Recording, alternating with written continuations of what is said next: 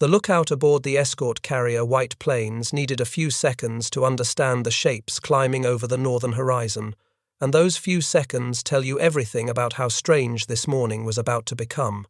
It was a little after 6:50 in the morning, October 25, 1944, in the soft grey light off the island of Samar, in the central Philippines. What he was looking at were pagoda masts, tall, stacked, unmistakable, the bridge structures of Japanese battleships, and they were not supposed to exist anywhere near this patch of ocean. The men of this little task group had spent the dawn doing laundry in their helmets and arguing about breakfast. Their job that week was quiet and unglamorous. They flew small aircraft over the invasion beaches, hunted submarines, and dropped bombs on Japanese soldiers to help the troops ashore. They were the softest, slowest, most lightly built warships the United States Navy put to sea. And in front of them now, filling the sea from edge to edge, was the most powerful surface fleet the Empire of Japan had left. 4 battleships, including the largest battleship ever built, 8 cruisers, 6 of them heavy, 11 destroyers, guns that could throw a shell the weight of a small car more than 20 miles. By every rule of naval warfare that anyone had ever written down, the next hour should have been a slaughter with only one possible ending. The Japanese admiral on the bridge of that giant battleship had spent his entire career waiting for a moment exactly like this one. An enemy caught in the open, outgunned many times over, with nowhere to run and no heavy ships to protect it. 2.5 hours later, that admiral turned his fleet around and sailed away. He did not run out of ammunition. He was not driven off by a stronger force, because there was no stronger force within reach. He simply broke off, at the very moment when victory was sitting in front of him, and retreated back the way he had come. For the rest of his life, and for decades of argument among historians afterward, the question would hang in the air like smoke. Why did the strongest fleet in the Pacific flee from the weakest ships in the American Navy? The Japanese looked for an answer that made sense to them, and the one they reached for was the wrong one. The admiral became convinced that he was not fighting escort carriers and little destroyers at all. He decided he had blundered into the fast fleet carriers of the American Third Fleet. He believed the ferocity coming at him could only mean big ships, heavy cruisers, a major task force, the return of the very fleet that was supposed to be 100 miles to the north. He was wrong on every count, and that error, that inability to believe what his own eyes were showing him, saved an American army. This is not a story about a secret weapon. There was no wonder gun off Samar, no code broken at the last minute, no gadget that turned the battle. The thing that beat the most powerful fleet in the Pacific was stranger than any of that, and harder to see because it was not a thing at all. To understand it, we have to leave the smoke and the shellfire for a moment and go back 2 years, to a shipyard on the Columbia River and to an argument about whether the United States should bother building warships that half the Navy considered a joke. Start with the ships themselves, because their whole reason for existing is the key to everything that happened. By the middle of the war, the United States had a problem that success had created. It was fighting across 2 enormous oceans at once, and everywhere it fought, it needed aircraft overhead. Airplanes protected convoys from submarines. Airplanes covered troops wading onto beaches. Airplanes hunted, scouted, and struck. But the great fleet carriers, the fast, heavy ships that carried the war to the enemy, took nearly 2 years each to build, and there were never enough of them. You could not park a fleet carrier over every convoy in the Atlantic and every landing in the Pacific. The demand for air cover was bottomless, and the supply was painfully thin. The idea of a cheaper answer was not new. The British had been taking ordinary merchant hulls and bolting flight decks onto them, turning cargo ships into small, slow carriers. American planners had studied the same notion for years without much enthusiasm. It felt like a compromise, and a shabby one. The Navy wanted warships built like warships. Then an outsider forced the issue. His name was Henry Kaiser, and he had never built a warship in his life. What he had done was build ships faster than anyone on Earth.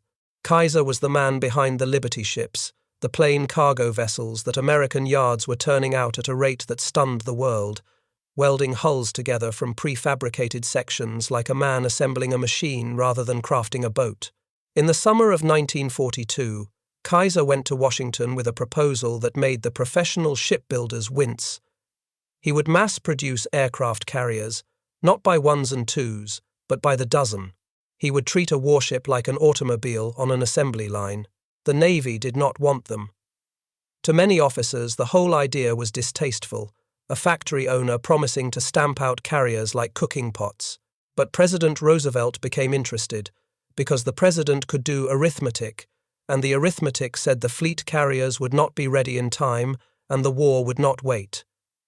Kaiser got his contract. His shipyards on the Columbia River, at Vancouver, in Washington state, were told to build 50 escort carriers of a single standardized class. What came next was one of the quiet miracles of American industry. The first of these ships slid down the ways in the spring of 1943, and then they kept coming, one after another, at a pace no navy in history had ever matched. At the peak, Kaiser's yards were delivering a finished aircraft carrier roughly once a week, 50 of them, from a standing start in about 2 years. Where a fleet carrier took the better part of 2 years to complete, one of these little ships could be built in a matter of months and floated out to make room for the next. They were, by the standards of a real warship, almost comically modest, a bit over 500 feet long, a third the size of the great carriers, 10,000 tons against 30,000, a top speed of around 19 knots, which meant that a battleship at full stride could run one down like a truck chasing a bicycle. For protection against the guns of enemy warships, they had essentially nothing. Their hulls were thin merchant steel. Their single real weapon against ships was one 5-inch gun mounted at the stern, the kind of gun a proper cruiser carried dozens of. Everything about them said the same thing. They were not built to fight. They were built to carry aircraft to wherever aircraft were needed, and to be cheap enough that losing one would not lose the war. Each of them carried a couple dozen small planes on a single short hangar deck, a mix of stubby little fighters called Wildcats and a heavier torpedo plane called the Avenger. Those aircraft were meant to bomb submarines, strafe beaches, and shepherd convoys. They were not meant to attack battleships, and neither were the men who flew them, and that mismatch is worth remembering, because in a few hours those exact planes would be doing exactly that. The sailors understood exactly what they had been handed, and they made their peace with it the way sailors do, with grim jokes. They called them Jeep carriers and baby flatops. They called them Woolworth carriers, after the dime stores, and they called them Kaiser's coffins. The Navy's official designation for the escort carrier was 3 letters, and the fleet joked that those 3 letters really stood for combustible, vulnerable, and expendable. It was gallows humor, but it was not wrong. In late 1943, a single torpedo from a Japanese submarine struck one of these ships near her bomb magazine, and she was gone in about 23 minutes, taking more than 600 men down with her. Everyone who served on a Jeep carrier knew that story. Everyone knew that one good hit in the wrong place could end them. So hold that picture in your mind, because it sits at the center of everything. A ship designed from the keel up to be expendable. A ship whose entire philosophy was that the ship itself did not matter very much, only the airplanes it carried and the men who flew and fought them. The steel was cheap and replaceable. The crews were not, and the doctrine they had trained in was not, and that difference is where the impossible morning off Samar begins. Because a single expendable carrier is nothing. What made these ships dangerous was never one of them alone. It was the way the Navy wired them together, and wired them into everything around them. By the autumn of 1944, the escort carriers supporting the invasion of the Philippines were organized into 3 little task groups, working near the landing beaches. Their radio call signs gave them their nicknames: Taffy 1, Taffy 2, and Taffy 3. Between the 3 of them, they operated dozens of carriers and screening ships and something over 300 aircraft. None of these groups could stand up to a battleship on its own, but they did not exist on their own. They were nodes in a web. Radios connected every ship and every airplane. Pilots armed for one mission could be redirected in minutes to another. A carrier under attack in one group could be answered by aircraft launched from a group 25 miles away. The whole point of the design was that the parts covered one another, so that the weakness of any single ship was propped up by the reach of the others. By the autumn of 1944, these humble ships had already earned their keep across a string of Pacific landings, ferrying air cover to one invasion beach after another. They had simply never been asked to do it while a battleship fleet bore down on them. Above all, these ships were meant to be safe. They were supposed to operate behind a wall of stronger forces, doing their humble work, while the heavy fleet dealt with anything that could actually threaten them. That was the assumption baked into their whole existence. And in October of 1944, that assumption came apart because of a plan and a gamble on the other side of the ocean. The Japanese knew the war was slipping away, and they staged one enormous throw of the dice to stop the American landings in the Philippines. What followed would sprawl across hundreds of miles of sea and become the largest naval battle ever fought, measured by the tonnage of ships involved, a four-part collision of fleets that historians would simply call Leyte Gulf. The plan behind it was audacious and desperate in equal measure. They would send their last aircraft carriers, stripped of most of their planes and pilots, to the north as bait. Those carriers were meant to be a sacrifice, dangled in front of the powerful American Third Fleet under Admiral William Halsey to lure it away. While Halsey chased the decoy north, two separate Japanese battleship forces would converge on the invasion beaches from the west and the south and destroy the vulnerable transports and supply ships packed into Leyte Gulf, the soft underbelly of the whole American operation. Most of the plan failed. The southern force was annihilated during the night in a classic battleship ambush in Surigao Strait.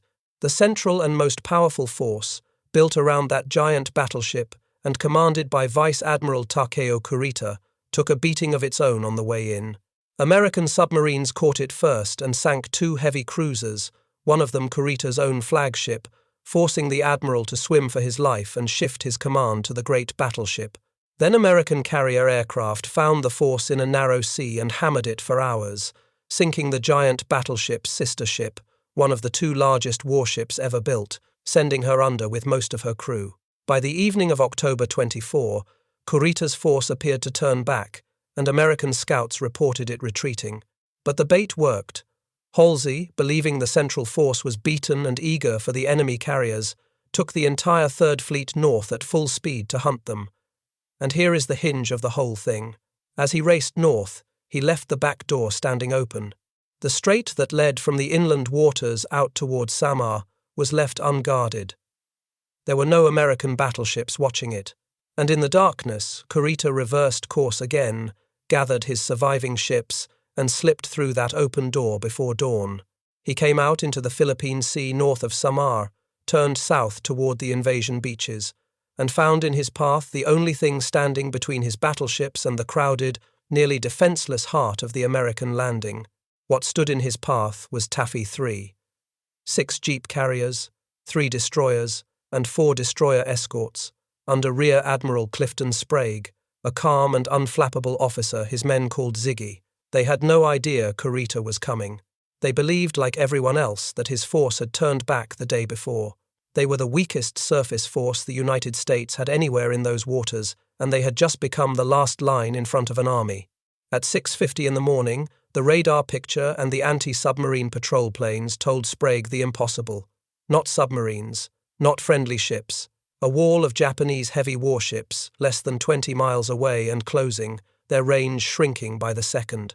A lookout aboard one of the destroyers, the Johnston, would remember the gunnery officer's blunt summary of the situation. He said they felt like little David without a slingshot. Sprague had seconds to decide, and the decisions he made in those seconds are why anyone survived. He turned his carriers away from the enemy, to the east, into the wind, so they could launch every aircraft they had. He ordered them to run for a rain squall to the southeast, a smudge of bad weather that might hide them. He told his destroyers and destroyer escorts to lay smoke, thick oily clouds pumped from their funnels to build a grey wall between the carriers and the Japanese gunners. And he got on the radio and called for help from everyone in range, in the clear, no longer bothering to hide. Then the shells began to fall. The first Japanese salvos threw up towers of coloured water around the fleeing carriers, each admiral's ships using different dyes to spot their fall. Green, purple, red, pink, geysers taller than the ships themselves.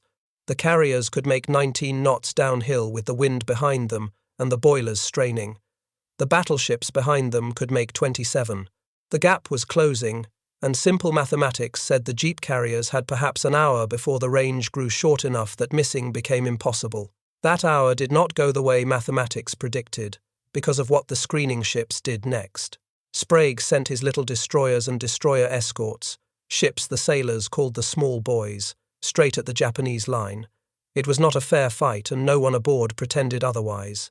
A destroyer weighed about 2,000 tons. The battleship it was charging weighed 70,000, but the destroyers had two things.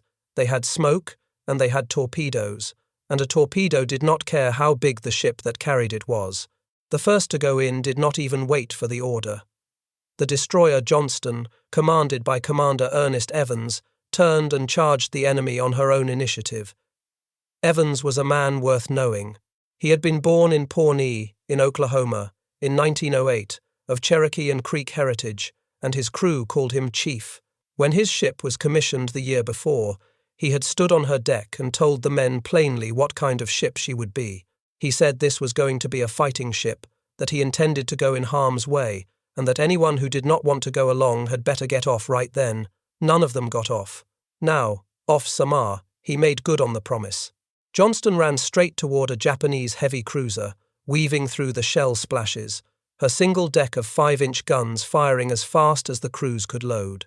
She poured some 200 shells into the bigger ship, aiming for the bridge and the upper works, not because a 5-inch gun could sink a cruiser, but because it could blind and rattle her. Then, at close range, Johnston loosed all 10 of her torpedoes and heeled away hard. Moments later, one of them struck home and blew the bow clean off the enemy cruiser. A little destroyer had crippled a ship many times her size. She did not get away clean. Battleship shells found her, salvos so large they could only have come from the giant herself, and they tore through the little destroyer, knocking out power and killing men, and leaving her limping on one engine.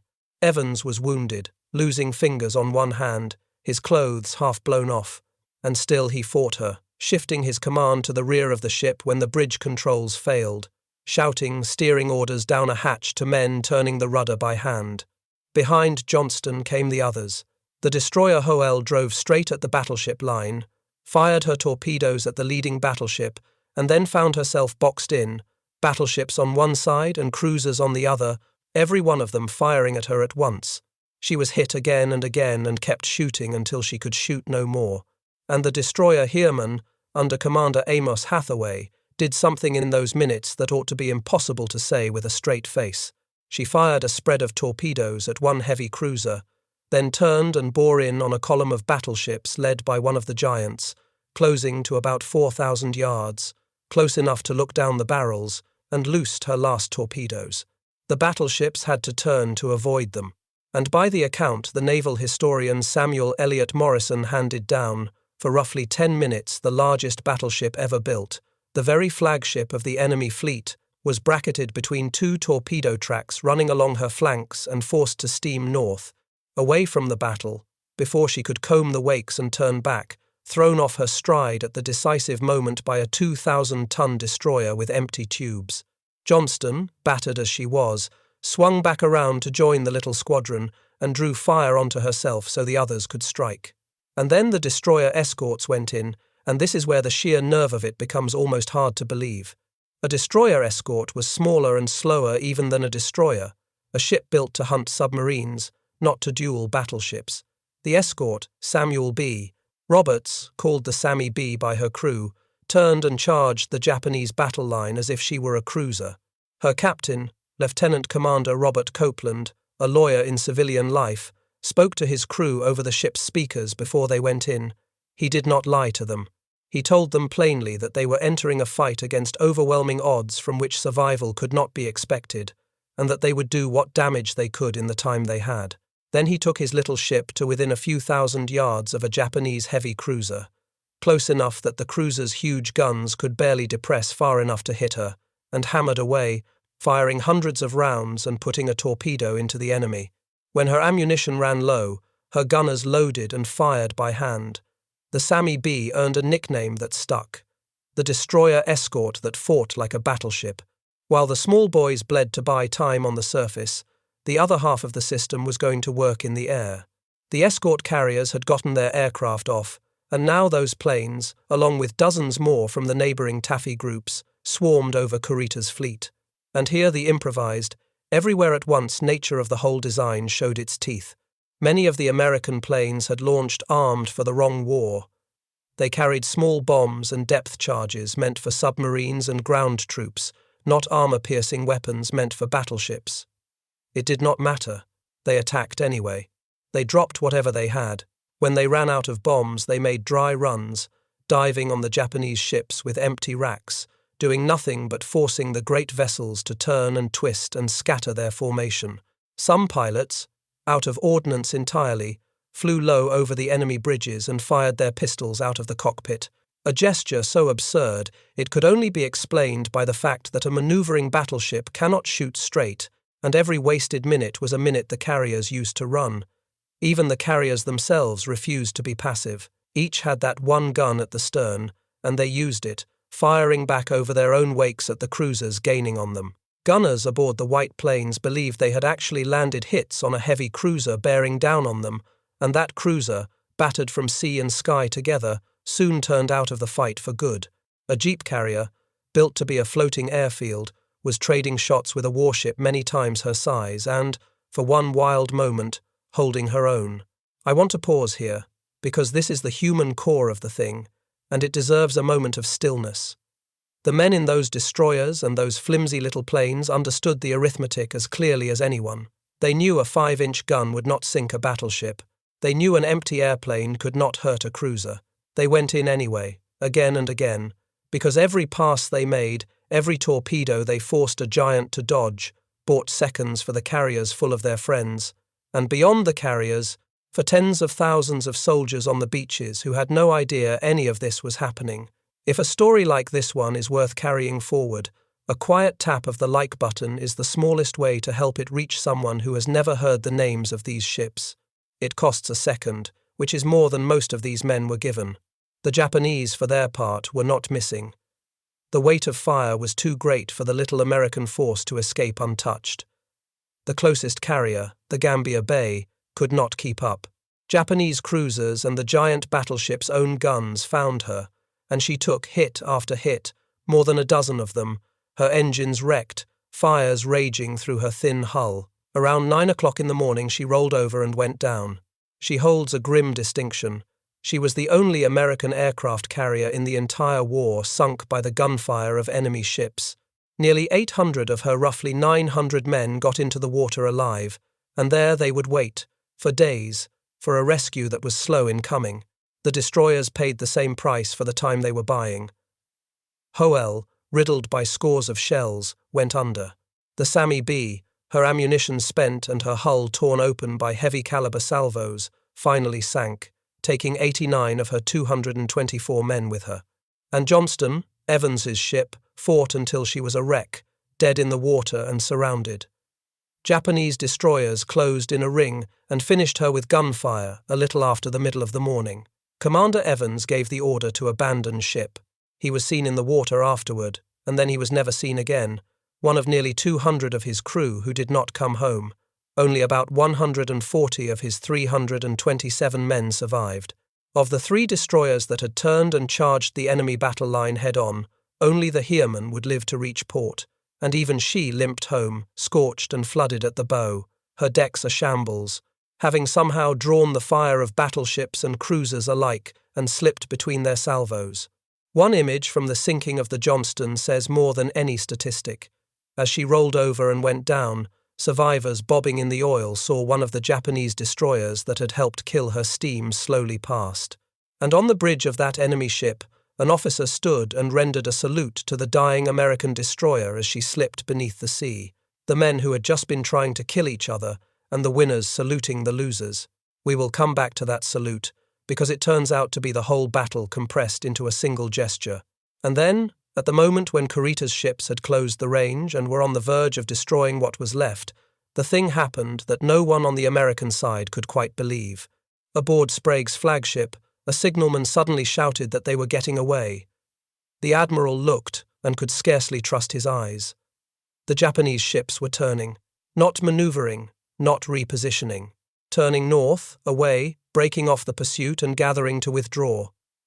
The battle, which had every reason to end in the annihilation of Taffy 3, simply stopped. Sprague later gave his own dry explanation for why his ships had not been wiped out. He credited the smokescreen, the suicidal torpedo counterattacks by his destroyers, the relentless air attacks, his own timely maneuvers, and, he added, the definite partiality of Almighty God. He was being modest about the first 4 and generous about the 5th. But he was left, like everyone else, staring at the retreating enemy and asking the question this whole story is built around. Why did they stop? To answer that, you have to climb onto the bridge of that giant battleship and see the morning through Kurita's eyes, because from where he stood, the picture looked nothing like the truth. Kurita could not see a task group of jeep carriers and tin cans making a desperate, doomed stand. What he could see was chaos. His formation had been scattered by torpedo attacks that seemed to come from everywhere. His ships were twisting and dodging to avoid torpedo wakes, which meant they could not hold a steady course, which meant their own gunnery kept being thrown off. The air was full of American planes attacking without pause, and to a man who had spent the previous 2 days being bombed relentlessly by carrier aircraft, that could only mean one thing. Carriers. Big ones. Fast ones. He counted the fury coming at him and worked backward to a cause that fit his experience, and the cause his experience offered was that he had run into the fast fleet carriers of the American Third Fleet, the very ships he thought were far to the north. Every piece of evidence available to him pointed the wrong way, because the evidence was designed, without anyone intending it, to point the wrong way. The ferocity of the destroyers told him he was facing cruisers, because surely nothing smaller would charge a battleship. The endless air attacks told him he was facing fleet carriers, because surely a handful of escort carriers could not put that many planes in the sky. He had been fighting and dodging for days on almost no sleep. His flagship had already been sunk under him once. His intelligence was fragmentary and much of it was wrong. And so, exhausted, half-blind, and convinced he was in the jaws of a force far stronger than the one actually in front of him, he made the reasonable decision for the situation he believed he was in. He broke off to preserve his fleet and pulled back. Now measure the size of that mistake, because it is staggering. Kurita was, at the moment he turned north, roughly 3 hours and a few dozen miles from the transports and supply ships crowded into Leyte Gulf. That anchorage was the entire reason he had come. It was the target his whole fleet had been sacrificed to reach, the soft, packed, nearly undefended heart of the American invasion. His guns could have turned that anchorage into a graveyard. Instead, he turned away from 6 little carriers and a handful of destroyers he had already largely beaten and left the prize untouched. He came well over 1,000 miles and through a gauntlet of submarines and aircraft to strike a blow, arrived within reach of it, and declined to close his hand. Kurita was not the only admiral misreading the morning. Far to the north, the man who had left that back door open was making his own reckoning, and it is one of the most human moments of the whole war. Admiral Halsey had raced away with the entire Third Fleet, his fast battleships within about 40 miles of the enemy carriers he had been aching to destroy, close enough that he could almost taste the victory. Then the desperate radio calls from Taffy 3 began reaching the wider fleet and reached Pearl Harbor, and Admiral Chester Nimitz sent Halsey a simple query asking where his battleships were. By the codes of the day, every message carried nonsense padding at the front and back to confuse Japanese code breakers. A clerk tacked a phrase onto the end of this one, and the phrase happened to be, "The world wonders." The men decoding it aboard Halsey's flagship should have stripped that padding off. They did not. And so what landed in Halsey's hands read like a public sneer from his own commander. "Where is Task Force 34? The world wonders." Halsey later said he felt as if he had been struck in the face, that the paper shook in his hands, and he flung his hat to the deck in a rage until his chief of staff took him by the arm and told him to get hold of himself. He turned his battleship south, though not for another hour, but he was hundreds of miles away, and by the time he could have arrived, the fight off Samar was already over. The one man with the power to have prevented the whole crisis spent its climax steaming in the wrong direction, undone in the end by a scrap of accidental poetry. And even his withdrawal did not save his ships, because the American system did not switch off just because he turned around. As his force pulled back, the air attacks did not stop. Around midday, when the fog of the surface fight had thinned, Something like 70 aircraft from the Taffy groups fell on the retiring fleet at once, bombing and strafing through heavy anti-aircraft fire, and over the course of that day 3 of his heavy cruisers were sunk outright and others were left battered and burning. The web that had counterfeited a fleet in the morning went on hunting him into the afternoon. For the men who had gone into the sea, the battle's end was not the end of anything. Hundreds of survivors from the sunken ships were now scattered across miles of open ocean, clinging to rafts and floater nets and bits of wreckage, slick with fuel oil, many of them wounded. And then they waited. Through a confusion of misplaced position reports and the chaos of a fleet in the middle of the largest battle in history, no rescue came that day, or that night, or through most of the next day. Men drifted for the better part of 2 days under a tropical sun, tormented by thirst, by exposure, and by sharks drawn to the blood in the water. Some slipped away quietly from their wounds. Some lost their grip in the dark. Of the roughly 186 men, the Johnston lost. Only about 50 had died in the fighting itself. Another 45 died of their wounds on the rafts, and more than 90, Commander Evans, almost certainly among them, were alive in the water when their ship went down and were simply never found. The standoff Samar was won in 90 minutes. The dying went on for days. There is one more thing worth saying about Kurita, in fairness to a man who has been second-guessed for 80 years. In the years afterward, he gave more than one account of why he turned away, and the accounts did not always agree, which is its own kind of answer. A man who knows exactly why he did something tells the same story every time. Kurita never quite could, because the truth he was circling was not a clean tactical calculation. It was that he had been beaten by something he could not see clearly enough to name. A bitter footnote to that day pointed toward the shape of the rest of the war. As the surface battle wound down, a new kind of attack fell on the exhausted survivors of Taffy 3. Japanese aircraft came in not to bomb but to crash, pilots deliberately flying their planes into the decks of the American carriers. One of these suicide planes struck the escort carrier St. Lo and set off her magazines, and she blew apart and sank. It was the first ship in history sunk by an organized suicide attack, the opening of the kamikaze campaign that would define the last year of the Pacific War. The escort carriers had survived the battleships only to become the first targets of a new and terrible desperation. If your father, your grandfather, or an uncle served aboard one of these ships, a jeep carrier, a destroyer escort, or flew from their decks, I would be honored to read about him in the comments below. What was the ship? What did he tell you, or refuse to tell you, about that part of the war? Those memories are vanishing faster than the wrecks are being found, and this is one of the few places they still get written down. So we come back to the question, and now we can answer it honestly. Why could the Japanese never quite explain what beat them off Samar? Because the true answer had no place in the categories their experience offered them. Kurita's mind held clear pictures of what could stop a battleship fleet, another battleship fleet, fast carriers, a trap of heavy cruisers. Those were the causes he understood, and so those were the causes he saw, even when they were not there. What he could not picture, because nothing in his training had prepared him for it, was the real thing.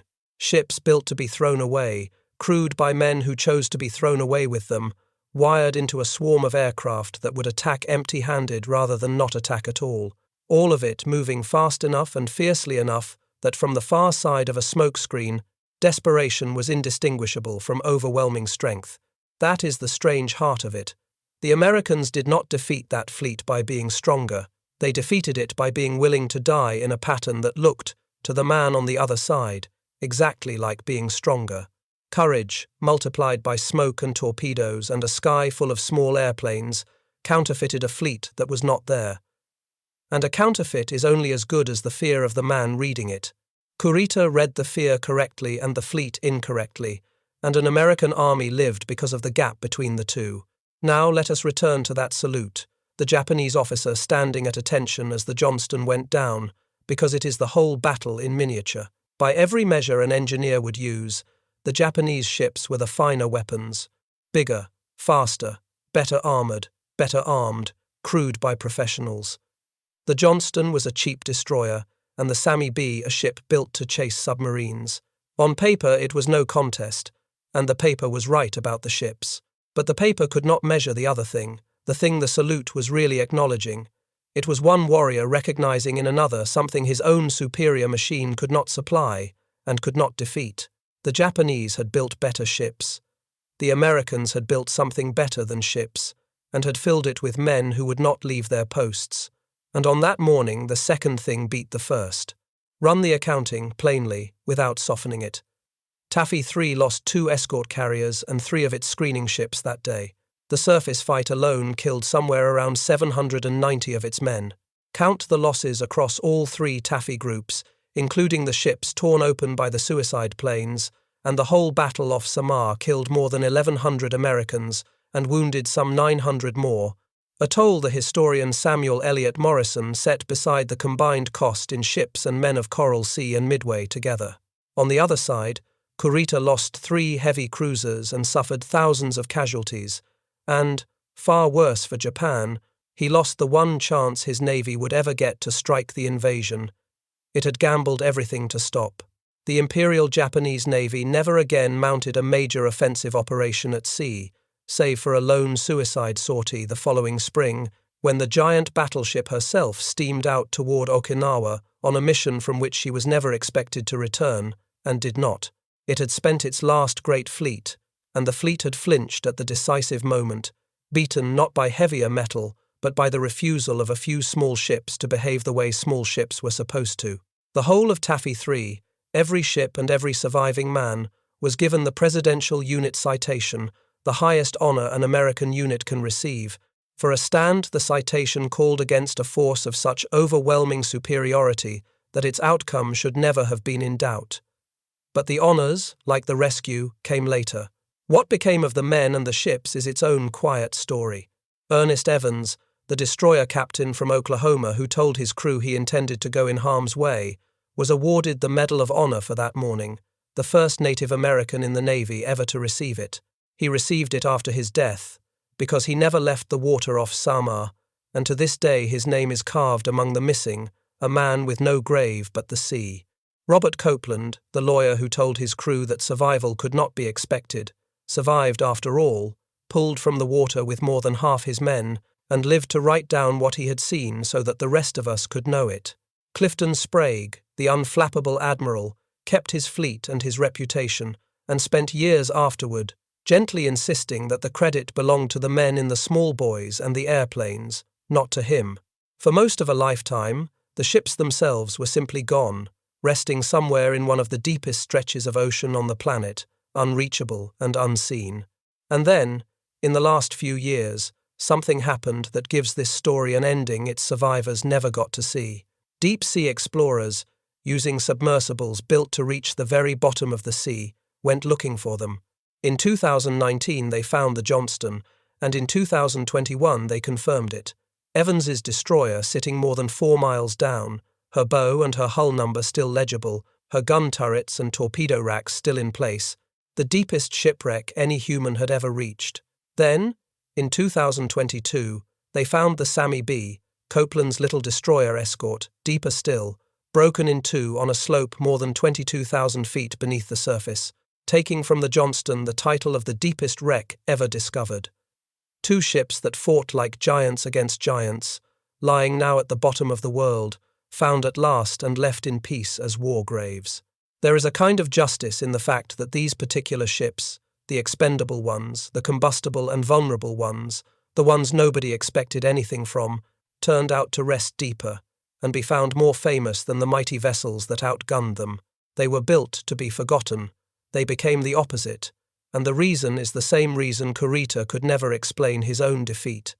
The value was never in the steel, which was cheap and thin and easily sunk. It was in what the men did with it in the 90 minutes that mattered, and that is the one thing an enemy scanning the horizon for heavy cruisers will never learn to see in time. If this account meant something to you, the like and the subscribe are what carry it to the next person, and they are how these names stay above water a little longer. Ernest Evans, Robert Copeland, Clifton Sprague, the Johnston, the Howell, the Samuel B, Roberts, the Gambier Bay, the St. Lo, and the men who did not come back from them. They were told they were expendable, and they answered by turning back the most powerful fleet in the Pacific and saving an army that never knew their names. That is worth remembering, and it is worth getting right.